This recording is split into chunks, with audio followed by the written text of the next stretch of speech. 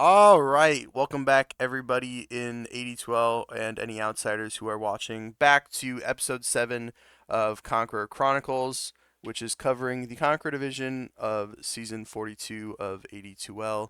On this episode, we have Hartrun, ClowD, and returning for the third time because we love him so much and he's a great addition to this podcast, Jukester, along with my co-host Phoenix. I am Yoshi as per usual. And as we start off every single episode with this, we would just like to know how your guys' previous week has gone in AD2L, how you're feeling heading into playoffs. I don't know whether any of you are eliminated or not. Actually, wait, I do. Phoenix is eliminated. Anyways, just how your team's What? doing, how this previous That's week went. fucking wild. Um, That's outrageous. and yeah, so Heart One, we're gonna start with you. Oh no, why are you starting with me? I need more orange juice, man. I don't know. Last week was fun. Just kind of vibed a bit. And I think we're gonna do well in playoffs, so I'm looking forward to it. Okay, pretty solid, just straightforward answer. Love to hear it. ClowD, what about you and your team? How are you guys feeling? They were feeling pretty good. We're a little upset that we got 1-1, or we had a 1-1 against CG. We got to experience what everyone's talking about with some of their toxicity, at least with one of their players. But feeling good, feeling good going into the playoffs. Speaking of ZG being toxicity, they actually ghosted this podcast, which is kind of unfortunate, but we won't get into that too much. No. They didn't really go. No. I have the DMs from Phoenix himself saying they ghosted us. No, that's not true. That's No, not no, true. I have the He DMs. just, If anybody wants to see it, just at me, okay? I'll release the DMs. Don't worry. that's not Um, true. That's outrageous. As I said previously, Phoenix got eliminated, so we don't really need to talk about that. So, Jukester, how's your team doing for, the third week in maybe a row? I don't really know. You know, I'm just happy that we just squeezed on by getting into playoffs. A lot of people didn't think we'd make it, but we got lucky with schedule. So See, You got going off of lucky. that, that's crazy because at the beginning of the season, a lot of people thought Grid and Scythe was going to make playoffs, and well, look at them now. They're not even in tiebreakers. It's true. We're actually frauds. You We were actually are, actually the yeah. frauds. You know what? Chev was right the whole time. He was just a season off, dude. He was actually just a season off. We actually were fraudulent this time around. So the But craziest yeah, part is that you guys are actually frauds, and Helmets On didn't even need the bug to beat you guys. it's exactly right. That's It's crazy. exactly right. It's exactly right. But I know just to go a little bit further into detail here, I did watch a bunch of the slow twitch muscle fibers against Zell's gaming match, actually. Um, in particular, the second game I watched a lot more of. That game felt like you guys could have actually had it there. I feel like the dazzle really was a big deal for why they were having such a good game. It felt like no one could really get on top of him, which was unfortunate. And I know that there was a little bit of the smack talk there from Rory. I know you guys were a little bit put off by that. Was there actually a ticket made, or was that just like a threatened thing? Or No, it was just a threatened thing. We weren't actually okay, going to submit a ticket. okay. It's not something I'm interested in doing. I even talked to their captain afterwards, and I said I'm sorry for. We had a conversation and everything's okay, but the Okay. second game was really difficult. It was hard to get onto the dazzle, like you said. His positioning, his shallow graves, everything were really clutch, really good. Our game plan in the middle of the game was let's only focus dazzle. All five of us just focused dazzle, and we still couldn't pull it off. We had a comeback near the end, but that's only because they dove our fountain, in my opinion. Yeah, I think that game went on longer than it needed to. I think they got a little too excited a few times. Did a couple unnecessary diving, but yeah, it was close. I remember being shocked actually because you guys had the Monkey King, and obviously your CK is pretty famous, I think. So I thought there was I thought you guys had solutions for it, but just didn't quite work out in your favor. I think the lanes didn't go probably as well as you guys were hoping. But the first game, you guys did have a really strong showing, in my opinion. I felt like you guys really manhandled them that game. And in particular, um, I feel like IPA's drafting is really good. The first game, even more so. I feel like he really heavily outdrafted Zealous. I'm not sure if you agree, but I feel like his drafts are always really solid for sure. Yeah. You should see his spreadsheets. He's like a mad scientist. He's like, if they pick this, then we pick this, and he has like a very deep depth chart for everybody. He researches every team, and he gets really into that aspect of the game. And he has a great mind for it too. So his drafting is always really, really good. One might say that he has Mind for the he's got a game. mind for the game. The number one does. Conk podcast. Whoa, We are humbly number whoa, two. whoa, whoa, whoa, whoa. Then to move along here, Yeah, Juke's the next co-host. You're done. Juke and Hartrun, you guys played each other obviously this week. That's exciting. Now I know Juke's you guys won the first game. I think pretty. Would you say it was pretty convincingly? How did it feel on your end? For me, I mean, I think if you look, it didn't. I guess I haven't looked back at it. I don't know the kill score or the net worth or anything like that. So maybe it was just blind confidence, but for the team at least, we all felt like we had a good grasp of it for the majority of the game.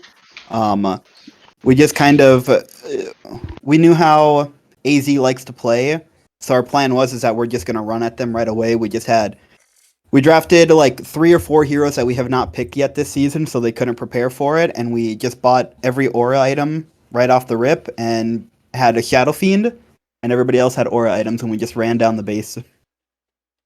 Okay, fair enough. And I will say, just to highlight some stats, you guys won 24-10, and it was a 30-minute game. So it was a pretty convincing stomp, I would say. Then game two, obviously, this is a bit of an infamous game here, Juke. You're a known match fixer. That is true. Based off of this game. Hartrun, how do you feel this game went? Do you think it was a fun game to play? Because they definitely had a pretty clowny draft. I don't know, man. Like, I feel like game one we were trying a bunch of new shit, and then game two they were trying a bunch of new shit, and sometimes you get got, and sometimes the enemy gets got trying to do too much, So I had fun with it. It was a fun game for me, even though I died 3 times in the first 30 seconds. So just went AFK jungle for the remaining 30 minutes of the game. I found him twice in Stack the jungle cams. too. I don't want to talk about it. So you had like 50 stacked camps or some bullshit, didn't you? Or something like that? 41. 41. Okay. So how do you find the time to stack 41 camps? Like, what are you doing in that game? What do you mean he's I think stacking camps? I think Yeah, pre he's 10 doing what your minutes. supports never did. Yeah, pre 10 minutes. I think I was at like 16, if I look back at it properly. And I actually had a coach look at the game with me, and he goes like, "All right, after 15 minutes, you're still stacking. This is just a meme, man." I was like, "Yeah." It's like 20. It was like 25, 26 camps in in the first 15 minutes. I love that. And Juke also really doesn't like you because he target banned your Oracle and Techies in both games. You got anything to say to that? I mean, if you're not banning my heroes in my game, it's just like you're asking just to lose. Like, it's not like, oh, I'm so good at these heroes, whatever. It's just it's the only heroes I know how to play, and people are not banning them. You don't ban my 4 heroes that I know how to play, and I get to play Dota. Yeah, I will say that when we played Animal Enclosure, I feel like one of the mistakes we made was actually not banning Hartrun's Oracle because he got it game 1 and had really good impact on it.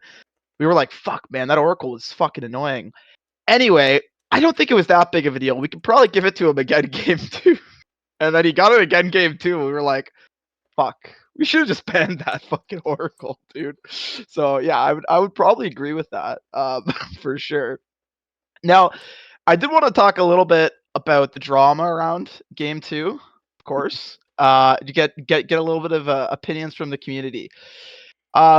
Obviously, Rhino was pretty vocal initially that he thought it was a throw, intentional throw was the words he used actually, and then he also called it match fixing. Um, Juke, let's start with you first here. Is there any validity to these claims? Was there any intentional throwing happening? Was there some match fixing? Are you guys criminals, or what's going on? I think, to put it as simple as I can, the day that Rhino is a reliable person is the day that I will no longer be playing in the league. This dude spews out nonsense just to get attention. To actually think, even after I put out proof that we decided on this like a month prior that we were going to do this exact thing, and I can go find even more messages of us specifically saying what heroes we were going to play. The Phantom Assassin and the Silencer were decided weeks ahead of time. You know, like as soon as we talked about it, we knew we were going to play these heroes. I mentioned it in the Discord, and all sorts of people. I mean, last time I was on content, we talked about it. Nobody believed me, and I pulled you into a pub and played the PA Pause 5 to show you, like, I'm actually going to do this. And then everybody was like, oh, they're intentionally throwing to let Animal Enclosure, get upper bracket. When we decided to do this, we had no idea who was going to even make it into playoffs. So the only thing that we knew was we were going to make it. I think the funny thing too is that not only did you say on content that you were gonna do it, but like you said, you did play a pub with me. Then I even linked the pub, showing you practicing Pause 5 PA. Yeah. Like it was a pretty well known. I don't know. I don't see how that is too surprising. But anyway, I mean, so I okay. Here's what I will say though. And I think this is a more interesting talking point. I think the idea that you threw or match fixed is just ridiculous. Like that's just a stupid thing to say. And honestly, like I get that it was probably a joke. He said it was a joke. But then after he did bring it up again, and he didn't seem like he was joking. The thing to me is I don't think you should use those terms lightly. I think, match fixing and intentionally throwing. I mean, I'm assuming that's enough to get you kicked out of the league. Mm-hmm. Right? It So is. like so even joking about that I think is kind of cringe. I think you really shouldn't do that unless you have definitive proof, which there was no proof. Now I will say this though. I think you could argue that it is slightly unsportsmanlike. Now the only reason I'm saying this is because I don't think you threw, and I don't think anyone in this call actually thinks you threw. Mm-hmm. But what I would ask is, do you not think that doing a meme draft on purpose, you knew it was a meme draft, right? Like obviously you Yep. knew it was a meme draft. Do you think that could be considered unsportsman when it is a situation where, you're going to play to win, but if you have a shit draft, obviously you're handicapping yourself, right? Is there any validity to that claim at all, you think? So there can be. I think in this situation, no, because the other team knew we were going to be doing this. None of them had an issue with it. After the game, they all said it was funny, except Hartrun. He didn't. He got upset about Okay, dying. that is a lie. That But- is a lie. I was saying in game 2 when we got into draft, give me the Juke Pause 5 PA. Yeah. So like, I don't know if they, you guys they saw wanted it. to see it. They wanted to see it in DMs. I talked with AZ. He wanted to see it in the AD2L Discord. They said they wanted to see it. It's something that they wanted to see and they wanted to be a part of as well. So I don't think it can, be a poor sportsman in that aspect. And then on top of it, you can't look at it as poor sportsman from an outside source because it doesn't affect Hartrun and my team. Both are going to be in playoffs regardless. Us 2-0ing, them 2-0ing, it being 1-1, it doesn't change. It doesn't like knock out like a lower team, right? Maybe it can, finagle a little bit with upper bracket, sure, but it was insinuated that like throwing this is ruining it for people because certain people can't make it in. And if you're one, it didn't. You can go look. Us going 2-0, them going 2-0, it affects nothing in the lower bracket about the play-in. And on top of that, if you're so worried about a draft causing you to not get in, it's probably your own draft. Like, it's not another team playing good or playing bad. Like, you need to play better yourself. And then on top of everything else, saying that draft is poor sportsman, what if you're just bad at drafting? So if you're a captain and you don't know how to draft, it's poor sportsman. You don't know how to draft. It's your first time drafting. You have bad drafts, so now everybody in the league hates you because you're not taking it serious. Well, what if you just don't understand how to draft yet? It's your first time doing it. So I feel like a lot of ways that you can look at it. There's no merit behind it. You have no ground to stand on. You're just spewing nonsense because you're upset. Well, okay, so Not you specifically. I'm just saying in general. yeah, because I'm just playing devil's advocate here. I Yeah. obviously I'm completely fine. I think it's no fucking problem, to be honest. Just to make that very clear. I'm just giving kind of some Yeah. from the field here. I will say I appreciate your example. I think in this instance though, like obviously you guys know what to draft. Like obviously picking a Skywrath carry is not good. You know what I mean? Like obviously Yeah. that's kind of a bit of a meme, right? And I Mhm. think I agree with you in this case. It didn't impact a ton, but I will say this: if you guys 2-0'd, I believe that would have made there be a tiebreaker for upper, It would which I have been, think, yeah, there would have been. So that's where I wanted to actually bring ClowD in, because I know. So for example, slow twitch muscle fibers could have actually tiebreakered for upper, and now obviously that's not the case. So on your end, ClowD, do you think there's any thing to be said about the ethics around it, or do you think it's just a fun thing? It's just a fun league. What are your thoughts on this? I don't think there's anything malicious going on over on Duke's Angels. I think they've kind of secured their upper bracket and they just wanted to have some fun, and I'm perfectly fine with that. But I mean, I do think it affects other teams like us. We could have gotten into upper bracket or at least competed for upper bracket, but I mean, we did make it. And that's our own fault. We should have played better earlier in the season. We shouldn't have to rely on other teams to get there. I mean, that's just the only thing I have to say about it. I'm not upset about it. Okay, good. You know, I can respect that answer. That's good. Okay, yeah, no, it's I think that's the right take. And also, just one last thing: the idea that Juke intentionally threw to help animal enclosure is just like, what's the incentive for that? Like, why, why, why would it make any sense for him to do that? Like, he's not I friends with hate anyone him. on that team. Like, that's just a dumb thing to say. I It hate makes no Hartrun. yeah. In fact, as you just heard right here, he actively hates Hartrun. So I mean, like, no reason obviously for him to do that. But okay, yeah, I think that was a we've talked this topic through, so I think that's a good spot to end it on there. Um, I did also want to get some of your guys' opinions really quick on the other matches that happened this week, because I think there was a lot of pretty impactful matches. We could probably skip Jackson 5 and Cronfall Fishing, because I mean, no offense, it's just largely irrelevant. The most important match, I think, was probably Grin Scythe against the bye week. That was a really, It was a really close one. They impactful one. actually got their That was a first Was win it, in close was a it a one. close while. one? I think Did you they, Yeah, guys I think they win? 1-1, didn't they? yeah. We actually got our first win in a few weeks. Actually, that was pretty huge. Nice, They didn't nice. take Yeah, GG I'm out at 16 minutes. okay. Damn. I'm pretty sure the bye week was definitely match fixing if you got to win. That's Yeah, if you got a win, they were definitely match fixing. wow. Anything else, guys? You guys want to throw anything else? ClowD, Well, you got one, I got buddy? some You other got one? stuff written down. Okay, all right. Fucking hell, dude. Anyway, but so Juke, obviously, me, you, and a couple of your other angels, we casted the Krill SMD match. So you for sure would probably have some input on this. How do you think that series went? Was that the result that you were expecting? Um, I guess like if I'm being honest with myself, yes. Part of me kind of was expecting just because I was listening to him talk so much, I was expecting Chev to 2-0 just because I'd heard them, Chev was yapping a lot, saying that they would 2-0 and that they're the S tier team and they've got like they're one of the best chances to win and that SMD is C tier. So, to I read it so many times that I guess I was just kind of like, okay, they'll go in here in 2-0.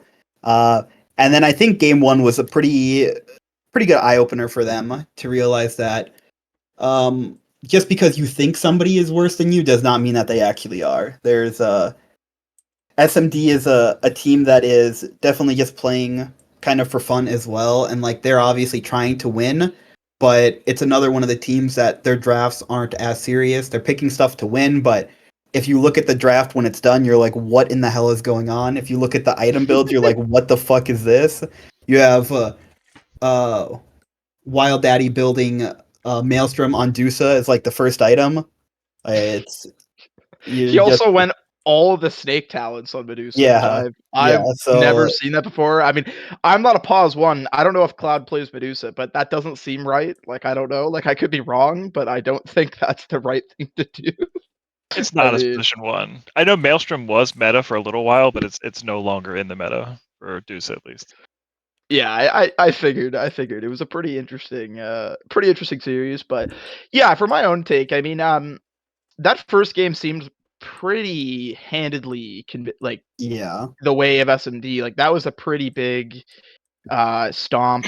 I think that I don't know, it's weird because I feel like Krill's drafting sometimes is a little bit wonky. I'm not sure. Like I said it during the cast, but I mean SMD opened with the Visage. They had a Weaver. They had a Beast. They wanted to run at you with auras, and it felt like they had very little control or very little ways of dealing with that type of aggression, which felt weird to me. Like it felt like they kind of drafted themselves into a corner on that. Um, Game two definitely went better for them, for sure. Well, they obviously won it, but even that one though, I felt like SMD could have won that. I felt like they kind of did a little bit of tossing, to be honest. yeah. I'm not sure if either of you guys have any input on that. I'm not sure if you guys even watched the match at all, but I just wanted to see what you guys thought about that. Was it the result that you expected type thing? I mean, the only thing I'll say is that SMD is a legit team. Whether they're messing around or not, they stomped us harder than any other team stomped us this season, and they are a legit good team. I think their offlaner Czar is really, really difficult to play against, and when Daddy wants to play, he's actually a really good player.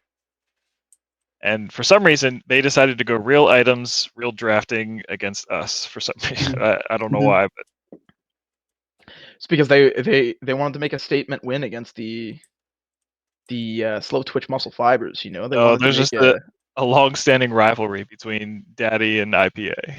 Is there actually? I mean, not with like negative intention, but ever since like I think for the past 2 years, we've been playing against each other. Oh yeah. So there was some extra incentive there to definitely go a little harder there for sure. Okay. Yeah, I think the thing that SMD has going for them too, which is playing to their advantage, is I know a few people have mentioned this, but Jazar and Goddamn, that combo is really good. I think their offlane combo is really, really good. I think Goddamn's probably one of the best fours I've seen. Jazar is really a strong player, and they kind of give me slow twitch muscle fiber vibes in the sense of they do a lot of role swapping. It actually makes me think of you guys last season a lot, where they like I've seen Jazar go 4-3 mid. It makes it hard to prepare for them, and I do think they have good players as well. Wild Daddy, I mean, for his rank, I think is really value as well, because I think he's oh god, he's like, or at least he signed up as what, like an Archon, I think, which is crazy because he plays a lot better than any Archon, that's for sure.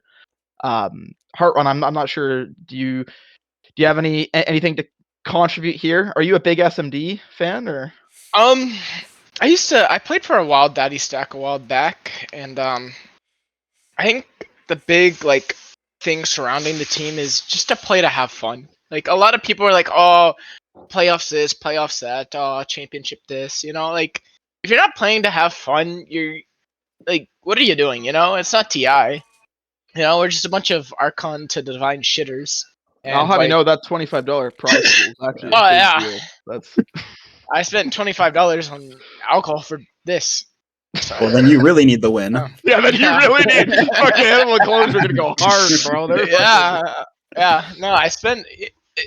Oh man, the origin behind Animal Enclosure would probably have me more in debt than just tonight. But you know, like his team is to like sure they want to win, whatever. But like they're playing to have fun. Let them vibe. You know, if they win, they win. If they lose, they lose.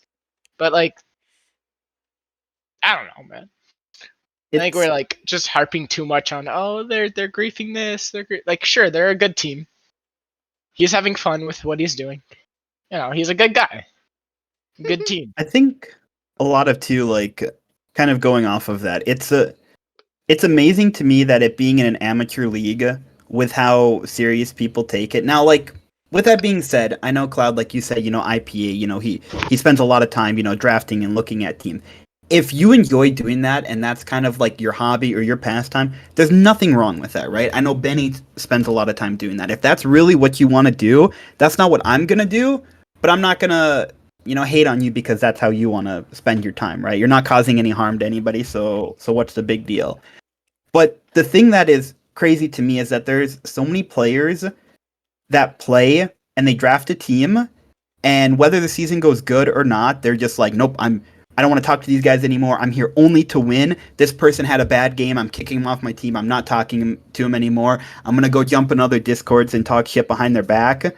And I mean, an amateur anything, if it's amateur, it's more of like a hobby, right? You're doing it for fun. If you want to, you know, do this like super high tier and you want to, hit talk and like say it's like super worth it and stuff, then you need to play at like a higher level, right? Because that's kind of what it is. Most of the people here will admit that they're playing for fun. And it's just weird to me that I've been in this league since like season 19, and there is only a single person that I have teamed with that I wouldn't team with again. All of That's the other me. ones, I no, all of the other ones that I have teamed with, and that most of them I still keep in touch with. If I start a season in that, I come back. Mr. Worldwide was a player that I played with before, and I brought him back. Killer Yua was a player I've played with before. There's so many players that I've played with, years ago or even recently, that I'm like, you know what, it'd be fun to play with them again. And it's surprising to me how many people that there are that are like, nope, this person they played bad, and because of them playing bad one time, that cost us the whole season. I don't want to talk to him anymore. And it just in an amateur league, it's weird. I can't wrap my head around it. It's just strange to me. Yeah, that is a little strange for sure. I would say that I brought this up a couple times actually when I was talking about like some of the moves that Scythe made prior. Um, at the end of the day, we're playing for fun, right? Like if I'm not having fun with someone, no problem. I just probably won't play with you again. But at the end of the day, I'm just trying to have fun. I Mhm. really don't care. Like I'm just chilling. I hardly get to play Dota that much anymore. I just want to go in, have a nice team environment, fucking try to win. If we don't win, oh well, no problem. I was saying oh well a lot this season. We didn't win very much. No problem. That's okay. I still had fun for the most part, except for that SMD series. That really was demoralizing. But yeah, no, I don't know. I would agree with that for the most part. And you actually brought up Killua, and I've glazed him enough actually. But we have another pause one in here, so I just wanted to see here. I feel like ClowD has never mentioned, or he's never talked about with the other pause ones. I want you to talk some shit here, ClowD. Like, do you think you're as good here as these other pause ones that get much more shine? And I feel like it's all like this Killua, the Bennies, the no love for you, man. What's going on with that? I don't know if that's necessarily true. I see a lot of people defending my name in the chat. I don't think I'm on the same tier as Killer You. I think he is almost objectively the best position one in Conqueror right now. I think he's an incredible player, but I think I'm on the same playing field as the Benny and the uh, who's your position one, Hartrun? Oh, Appa? Yeah, I don't and gentleman. That's what he goes by on Steam. yeah, I think Killer You is a step above everyone else, and I think it's like the me, the Lorenzos, and then the other players. I don't really look into it too much. I don't really care too much about that. I like the competitive aspect of it, like competing to be one of the top tier any position. But I don't really get offended if someone's better than me. I Okay. get offended. You should.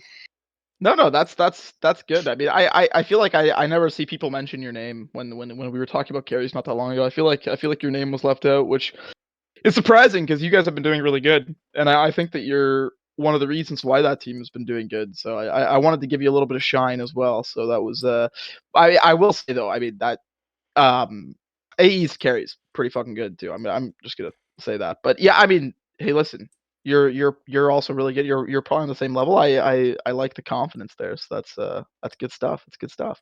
Thank you. Yeah, no problem, no problem. Okay, so another series I wanted to quickly touch on because this one actually had pretty big implications. Was Savage played Spooky Scary Skeletons? I'm not sure if any of you guys tuned into that one. That one was a roller coaster of a Oh, series. it was the that was a Navy. Benny was that trying was his hardest to lose that match, though. bro. It was Like, the fucking Navy, dude. The The Navy the Navy. came out. Navy, The bro. Navy came out that series.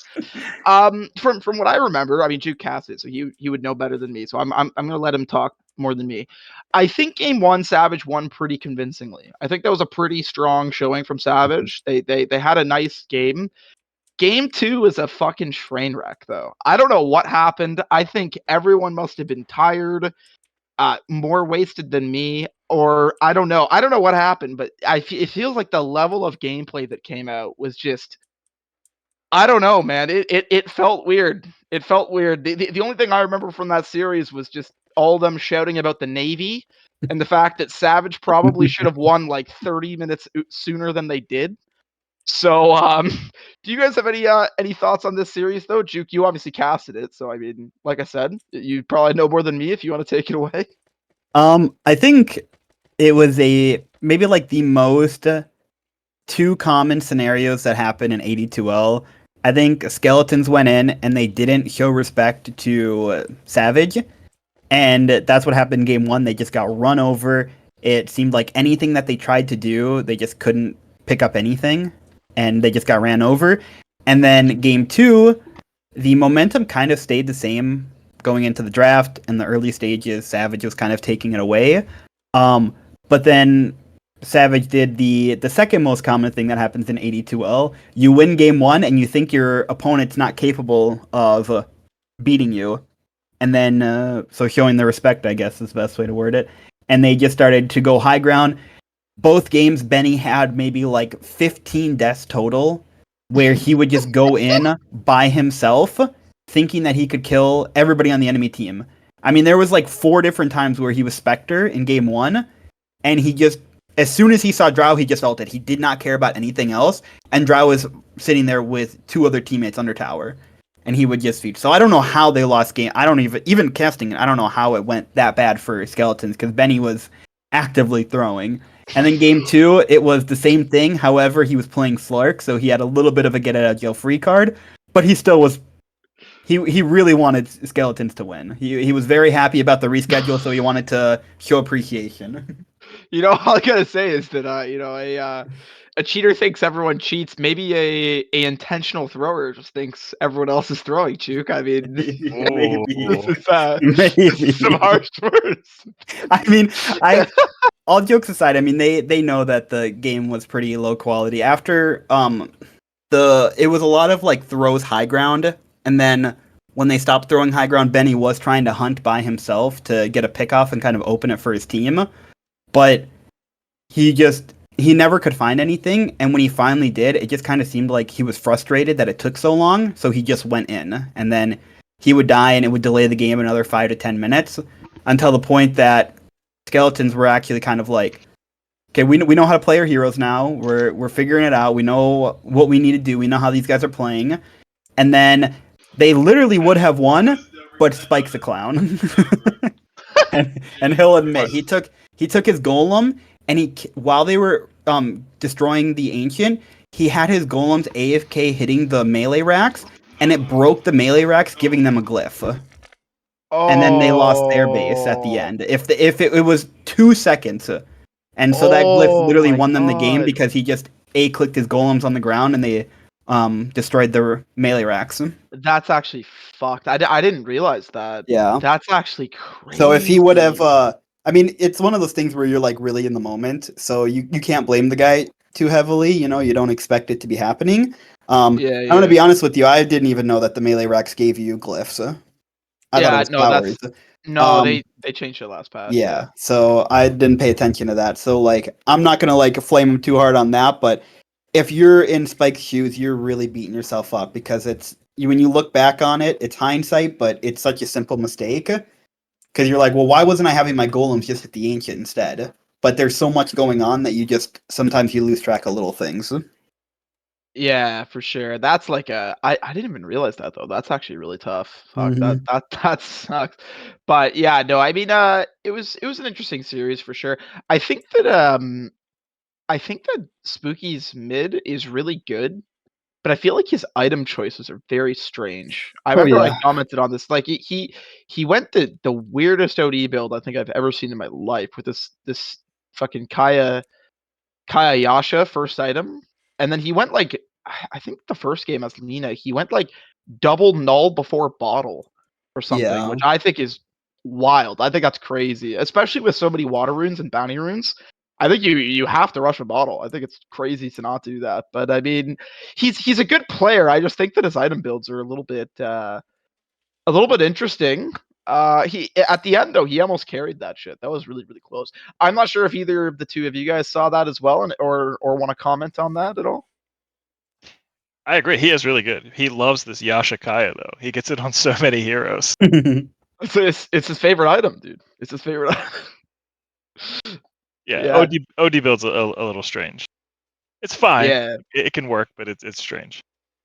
yeah. Definitely strange for sure. Yeah, I think that the reason I wanted to talk about this too is because that series had a very big implication on tiebreakers, right? Because I think if Skeletons won a single game, they would have been through. Yeah. And the fact that they didn't actually is what's kind of forcing all of these wonky tiebreakers, which is unfortunate for them. But I mean, we'll touch on that a little bit further. But yeah, I mean, obviously, Savage getting the 2-0, that's obviously great. For the other series, though, probably not too much to talk about. We already touched on Slow Twitch. DUI against Pool Pals, no offense, obviously, it's not really important. The only other one that we can really quickly mention too before we go to the next topic here is the OTF versus the MHK fan club. I'm not sure if anyone saw that, but that was a tie. Would you guys say that that was the expected result? I kind of figured it would be a tie or even a 2-0 for MHK, to be honest with you. I'm not sure what the field thinks about that though. I just want to speak on the Savage real quick. If Savage won Spooky, it would have knocked OTF out of contention altogether. Oh my god. So you're saying Rhino has to actually thank Savage for keeping them in this playoff right now. Yeah. Benny actually keeping Rhino's hopes alive. Rhino needs to thank him for intentionally throwing Yeah, to keep him in. It's too that's soon. exactly, Huh? that's Oh, my exactly bad. it, dude. Fucking thank God, dude. Otherwise, the match fixing is keeping Rhino in. But the irony, of course, that Savage is what kept OTF in is just that's just peak. That's just peak comedy. But anyway, for that actual series though, I was surprised in a way because I felt like OTF had they've had a good run. They've obviously won a lot recently, but they had a pretty fraudulent run, I think, in the sense of they got one win off Spooky, which I think people assumed was not a fantastic team. For I'm not saying that's rightfully so, but I think people didn't believe in that team a lot. Then they got 2-0s against Crownfall. Who cares? That's a bye week. That's like as bad as Scythe. And then Jackson 5, same thing. So I think people thought that they were pretty fraudulent and then were kind of beating the teams that were lower than them. But I think that the fan club was a pretty worthy opponent. I feel like people are pretty high on this team. I think they've been playing pretty well. Um, and the fan club has had a harder strength of schedule, I think. I think they've had a lot of pretty solid teams that they were able to beat. So I think it makes sense that they tied, but I also was kind of expecting a 2-0 for the fan club. Um, good for OTF though. They were able to bring it back. It was pretty close series actually. I'm not sure if anyone else saw it, but it was a pretty close series, pretty fun to watch. There was a lot of lane cutting in game one from Rhino, which is the classic. That's the very classic Rhino play. If he's not sure what to do, it seems like he just cuts lanes, which is I mean it works, so that's fine. But yeah, I'm not sure if anyone else has anything they want to throw on there before we move on. Yeah, game 1 was really close. Game 2, I thought, was kind of a stomp in OTF's favor. And I think it's just kind of a tale of two stories. OTF is on a heater right now. They're like up 4 wins. We'll say 5 because of the bye week, but up 4 wins, or they were. And Merrill Howard's kind of been losing a lot. So I think the confidence that OTF has is helping them win games. Yeah, I would agree for sure, and I think that OTF does have the advantage of having probably the best mid right now, or at least a lot of people think that Blunted is one of the best mids, and I think that can get you pretty far. They do have other good players too, but having that one piece that you can kind of play around is really good. And I noticed, I just wanted to quickly mention too, when OTF wins, it feels like Blunted has to fucking go nuclear, like absolutely nuclear. Like I know against Jackson 5, he went like insane. Like I think he was like 15-2 in like each game or something. He went crazy. It was the same thing against the fan club. It seems like he really has to really do a lot of the heavy lifting for them to win, which I mean, hey, it's been working, so that's great. But yeah, I mean, you are right too. Like I was mentioning about the fan club. Recently they have had a bad string because they got 2-0'd by Slow Twitch actually, and then they followed that up by getting 2-0'd by Zealous, which I think people obviously don't like when that team does good. So it was kind of a tale like you were mentioning of kind of the opposites there, right? Like OTF on the heater, Merrill kind of on a little bit of a low, but it was a very entertaining series for sure. So that was always fun. But then just to wrap it up here, and not keep you guys too late, I wanted to get your guys' take on the tiebreakers coming up because obviously this is going to be a very exciting tiebreakers. We got the news too that all the teams agreed to a best of 3. I'm not sure if you guys saw that, but that's pretty cool. I really hate when it's a best of 1 knockout. I think best of 1 knockouts suck. It just feels really shitty. So I'm really happy that we're kind of doing the full best of 3. But just to kind of get some opinions on this, it is going to be OTF against Spooky to start. Now, obviously, they did play previously, and that was a tie. And that was a tie where, once again, Blunted had to go huge just for them to tie. It was like, I think he played OD, and he had to go nuclear. I think For OTF takes it. I think they roll these 2 teams. Like, even though they tied, I think they take it in the best of 3. Okay. All right. Do you guys also agree with that, Juke and ClowD, or do you think it's do you think Spooky can pull it out, or do you think OTF's a little too hot for them right now?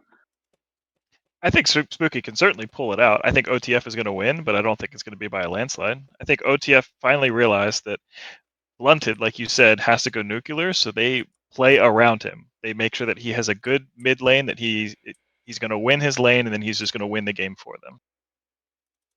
But I wouldn't be shocked if Spooky Scary won. Juke, you want anything to?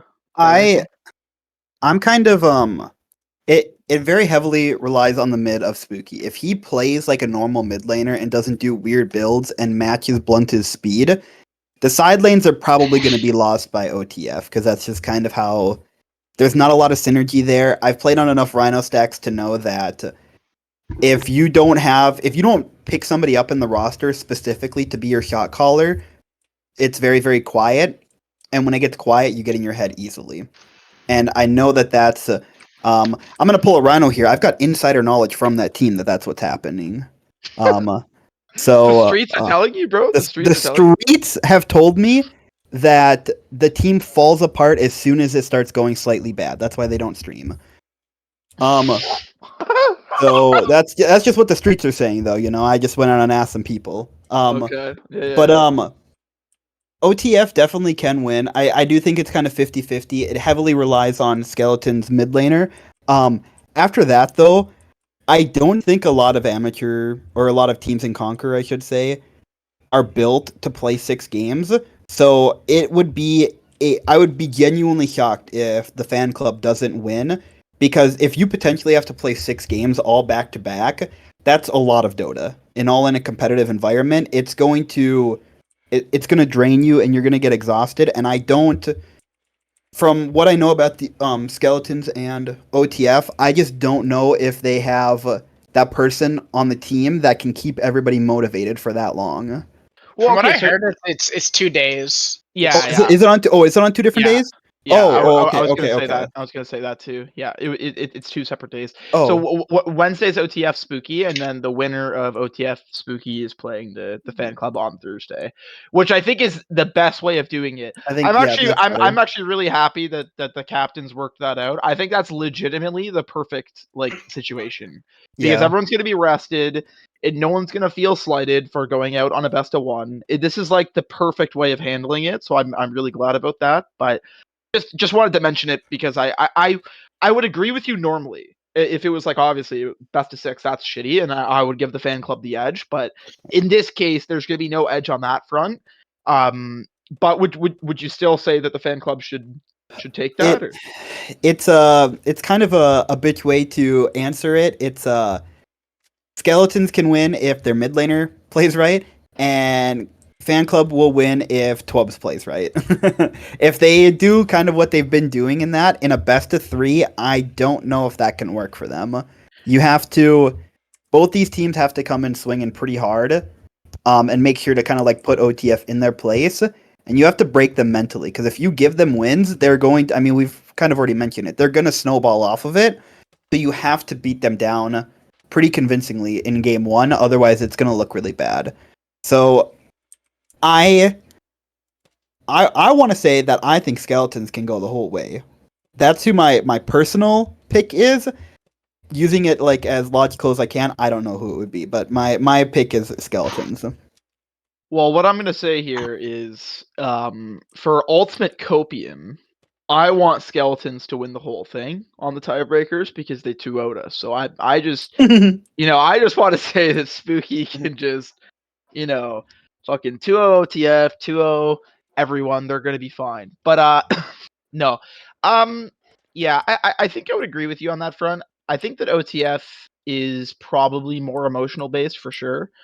So I think that if you let them cook, as the kids say, then they will run away with it. And I think that off of sheer talent of lineup, I think they should beat the Skeletons. I think. But I would also see your point of if Amace actually does some not Yashakaya rush on every hero and like actually plays like I don't know, like a more traditional way. I think he's a good player. So I think he can match blunted and I think he can have a good game and they're capable of winning. It's just more so will they. But I did want to mention this too because I think this is going to be very interesting for MHK. Um, so for that series, obviously they're going to be the final boss of the tiebreakers. Now they will be missing T-Wubs, so keep that in mind. And this is a big deal Oh, to me. This is a big deal to me because I love that team. Fun team to watch. Great. I love watching them draft. A lot of fun. But I think that T-Wubs, I know his stats haven't been fantastic the last couple weeks, but I think as an impact player, I think he's huge for them. I think he's a big deal. I listen. I just to go along with go along with you, Juke and Rhino here. The streets have told me. Okay, I've been talking to the streets, and they've told me that T-Wubs does a lot of their calls, yes. and he's like a big deal for the team. So the fact that he's not there, I think, could be a big deal for them. Um, Now I've also heard from the streets, just to continue with this, I've heard that their stand-in most likely will be Lost Person. So I'm not sure if this changes what you guys think about that series. For me, it does though. I think that that's going to be a pretty big deal. I think that if OTF beats Scary, I think they're gonna beat the fan club I as agree. well.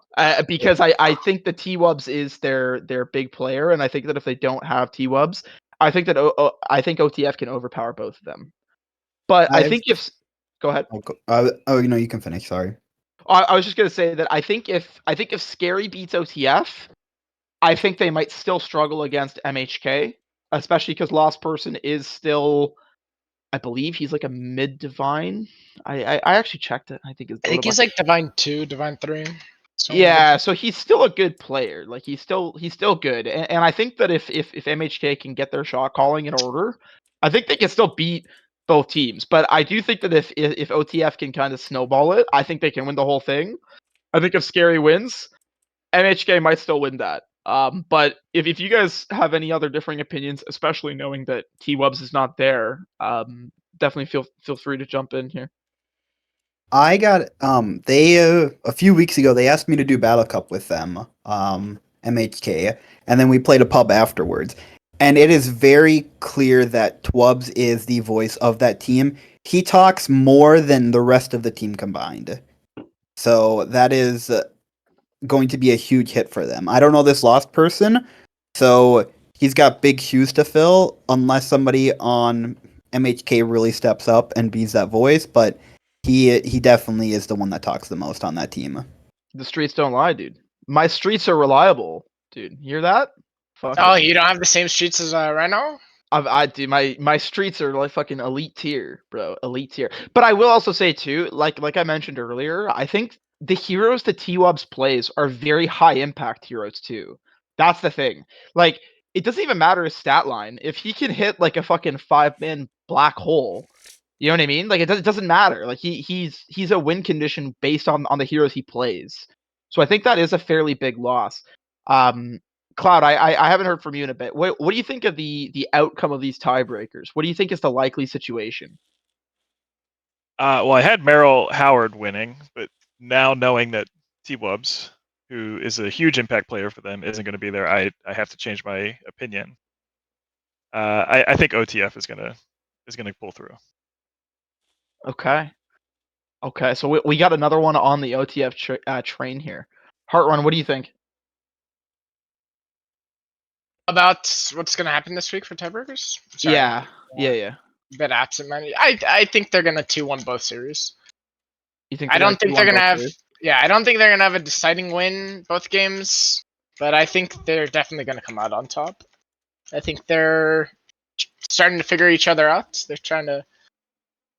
Sorry, they're starting to figure out how to play together, and they're playing really well. I just think they're gonna be able to work their way through, do their magic. Okay, okay. I would agree. I think that they've been really catching fire recently, so I think that they're definitely on a heater. I think it's a fairly good chance that they can definitely snowball through the whole thing. But Why isn't T-Wubs playing? so I believe he's going on vacation. I believe. I know that he's on a flight. I'll say that. The streets informed me that he is on a flight um during that time period, so he couldn't play. Um I wish he could though. That's like a, you know what I gotta say too. That's like a shitty way of ending the season. Like I just wish he could play because if you're MHK and you win, right? The other team can be like, oh fuck, like we were playing against a stand-in, you know, like we couldn't prep as good, all this stuff, right? And then if you lose, then they can always say, well, we didn't have our full roster. You know what I mean? Like I feel like no matter what, there's going to be like an asterisk now beside the series, which I think is really unfortunate. I feel like that's a really shitty way of kind of ending the season for either team. So that's just unfortunate that there couldn't have been a workaround there, I guess. But yeah, Games don't yeah. start until the following week, right? I mean, don't they have a week to try to coordinate something to where everyone can play? Well, that is a good point. But I am not in the. I'm not in the. Twubs just said that he's going to be gone until the 16th, so it's still like another week and a half, or almost 2 weeks till Oh, he gets okay. back. So What the fuck? This guy's missing fucking. This guy's missing a lot. Okay. yeah, All right. So yeah. So he'd miss tiebreaker and first week. Actually, that means even if he wins tiebreaker, he wouldn't be there for first week of lowers. yeah. So it's a tough Oh, journey for dude, them. that's ugly, bro. Oh man, that changes a lot of what I think of the fan club actually. Jeez. Okay. All right. Well, they're kind of cooked, aren't they? Jeez. All right. I don't. Well, go ahead, Herman. I think not having a person is a terrible excuse for playing poorly. I hear it all the time. Oh, we didn't have this guy. It would have been a different result if we had this guy. Like, you know. It can play a. I mean, if your team is like me and you put all your eggs in one basket, then yes. But then Yeah, that's I get what also you're saying. also our fault, right? Like that's how we're playing. So if we have that player gone, that's on us, right? So it is a. I think it is a fair excuse. It's also just a very very easily avoidable one. I think Yeah. that I agree with you, but I will say this. I think that I like that excuse at least a little bit more than like the fucking like I don't know like oh I had a bad sleep that like the night prior or like oh I was traveling a lot like I will say that for the fan club he is their highest ranked player and he is their shot caller. I think it's fair to say hey we lost because we didn't have our highest ranked shot caller. You know what I mean? Like I think that is like at least like a fine thing to kind of have mentioned, I guess. But I would agree with you normally. Like I would say that like you should be a good enough team that replacing one person shouldn't be the end of the world. But in this instance though, I feel like I don't know, I feel like that's a big loss. But yeah. Anyway, I kept you guys here for a pretty long time here. Oh, you're good. I guess if you guys have any last minute things that you want to mention, feel free. But otherwise, I'll let you guys get on with your night and we can wrap it up here. Benny, add me back on Steam. All right, there you Been go. 3 years. Let it go. Yikes. Benny, add him back on Steam. You're also a furry, so it's kind of Yeah, cringe. Benny, you're a furry. It's kind of cringe, dog. So I have that's all I'm pictures with you and Mia Khalifa. It's a lie. all right. I think we can wrap it up there. Have a good night, See you guys. guys. Oh man, oh, sorry. fuck.